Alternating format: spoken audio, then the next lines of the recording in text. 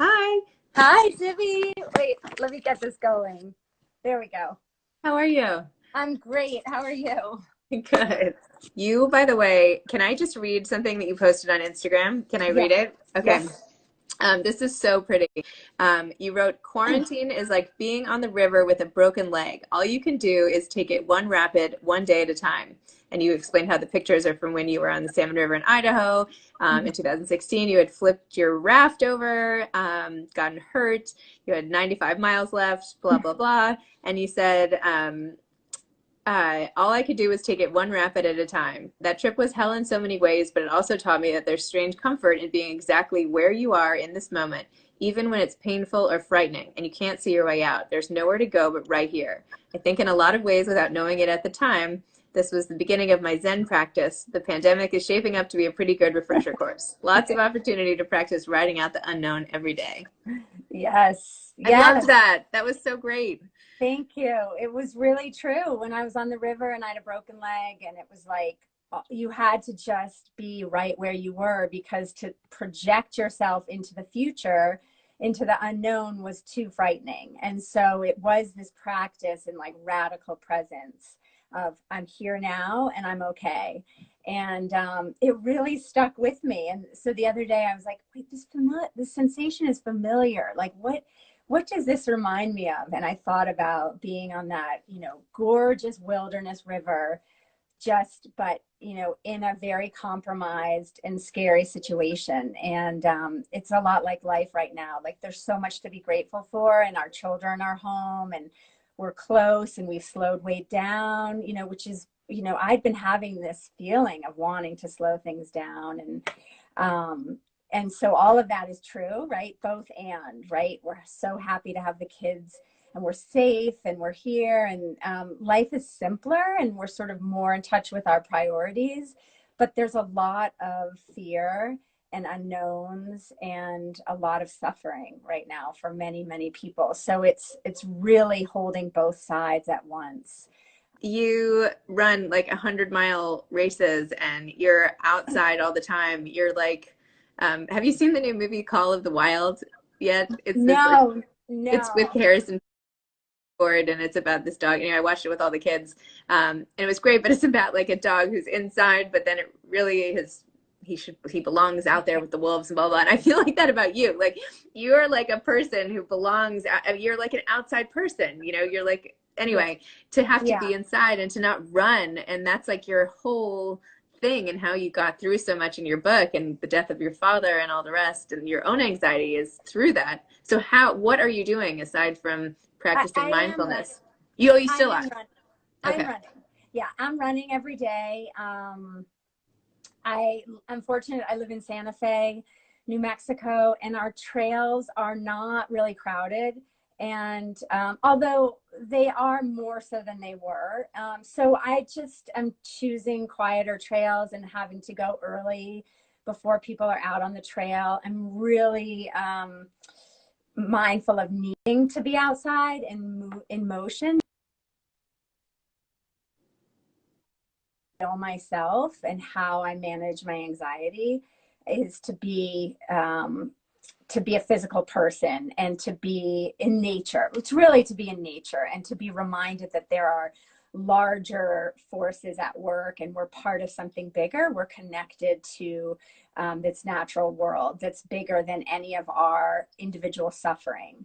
And so I make sure to run every day on the trails, but um, I've let go of having to be training or to be performance oriented right now because that doesn't feel relevant to my life right now. Like it feels like running needs to be a support for mental and physical health, but to make it the focus of training, first of all, the races are canceled. And that's fine because that's the way it should be. And so really right now I'm just running in the true way that I love to run the most, which is just running free and not on any kind of plan, and just running where following my feet and my heart. And some days that's like 10 miles and some days it's 4 miles. Um, in many ways my running has become simpler And it is like when I was grieving my father, where it didn't necessarily, I never had a plan. I was just going out, and I felt so much better when I was in the forest or in the mountains running. And so it's kind of a return to that style, which is, I feel lucky to have it. And once I released myself from that internal pressure of having to train for something or prepare, my running's gotten a lot freer, and it's very healing. That's great. Oh, good. Then I'll stop worrying about you. Don't worry, I'm running. I'm running. And yeah, you just have to be mindful. Like when when I see someone on the trail, I go way around. Yeah. And Well, you also had that picture about what 6 feet really was with yes, your daughter, and that was great because I was like, oh, that is a little further apart than I thought. I kind of think that maybe we're underestimating 6 feet. And then I was so surprised when I put that up, because then some other people were saying how they were throwing out like crazy numbers, like 27 feet. And I was like, okay, that's like, you couldn't leave the house then if you had to be 27 feet. So I'm going with the CDC number of 6 feet, but it is farther than you think. And it would be, I would suggest to everyone, get the tape measure out and just see, because, I was just out yesterday doing an essential errand, and I saw a lot of people and they were closer than 6 feet. So yeah, I'm just trying to be cautious when I'm out, but also acknowledging that, fresh air and exercise are really good for our immune systems, and they're incredible for our mental health. So we need them both. And, but definitely run alone, do not run in groups or with other people. I ran around in circles this morning, just like Yeah. ran in circles for 15 minutes in like this tiny little plot of grass. Yeah. I was like, I'm just gonna keep doing this. I was like watching my kids, and I was like, well, I might as well not stand here and watch them. I might as well just run. So yeah. And I think that's what this moment calls for, is to be kind of to work with what we've got. One of my favorite things is, if I don't know what to do, like if there's too many things pulling me in different directions, I just do what's in front of me, or do what moves me, like do literally what I feel impelled to do in that moment. And I think it forces us to be creative, which is such a great thing. Like in that moment, you running around in circles, like clearly you were moved to do that. And I just think, like, my other saying is run where you are, right? So don't create these things that you have to go run in special places. And same thing with writing, right where you are, like right at the kitchen table right now with the kids coming in, homeschooling and crazy, like that writing is a true expression of your life right now, and it will capture something of this time. And so it's great to think about having that like sequestered spot, like in my.